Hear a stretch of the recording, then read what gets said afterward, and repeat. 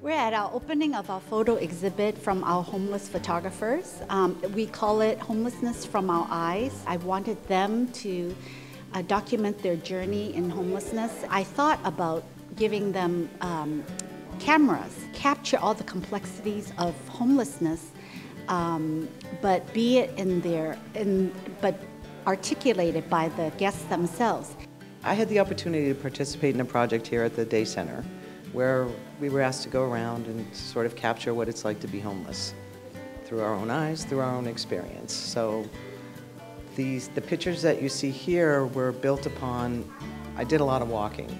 For instance, there's a picture of my feet on the bricks.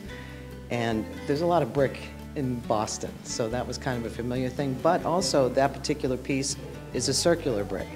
And sometimes it really felt like I was walking in circles, whether it was because I didn't know where to go or what to do, or I couldn't find the right spot. Well, my photographs were very personal to myself and to a lot of friends of mine. They really express the emotion that you go through which comes with homelessness.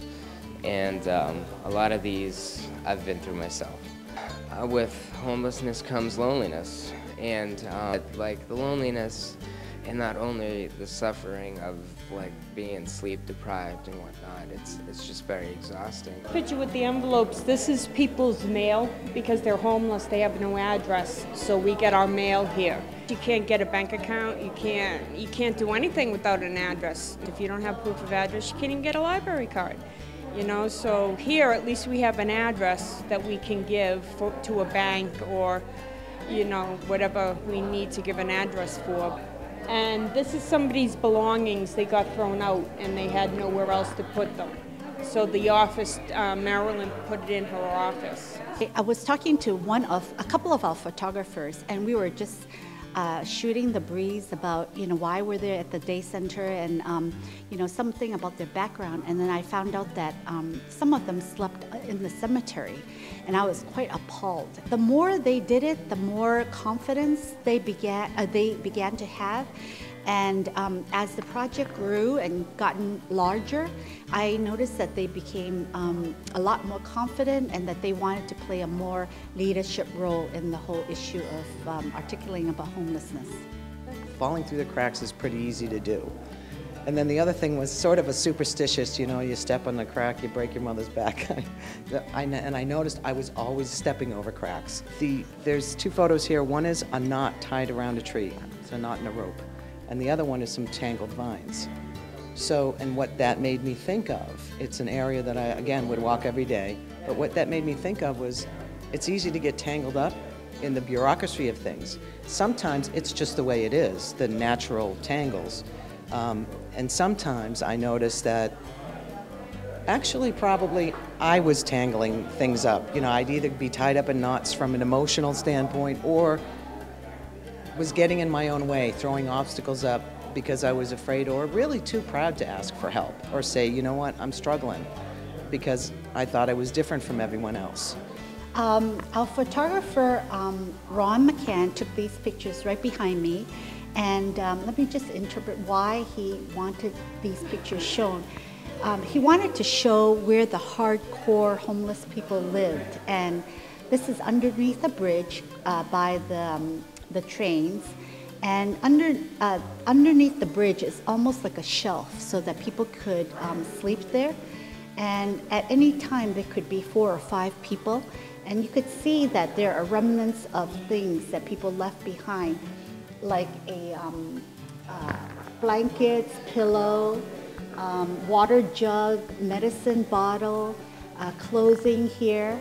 I particularly like this picture just because I saw the words, I love you, and then I hate. And we also had other guests who told us that they had stayed here for over 5 years. And I had asked them specifics about how did they stay alive. And he said his toes are frostbitten. So I tried to think of places where people can go to feel welcome that are homeless. And the library is one of those places, because you can sit in there for a couple of hours before somebody comes over and inquires about what you're doing there. McDonald's is another one of my favorite places to go. This entranceway is glassed in, and you can see the city while you're sitting inside, and there's lovely potted plants and rattan chairs, and it's a very welcoming place. With the homelessness comes having to eat. So this is Salvation Army, where you can get breakfast and lunch here. And this is the soup kitchen, which you can get dinner here, and it opens at, I believe, 4:30, 5 o'clock. To just say hello to a homeless person in the morning, you don't have to give them money or something like that, could brighten up their day. Once I realized that, we're really all in the same spot, everyone's been through something, and none of us can do it alone. I think that the whole issue of homelessness is very complex, and that I think you could tell by the different photographers that they all came from different walks of life, and something happened on their journey that caused them to be homeless, and yet we could all be in that position.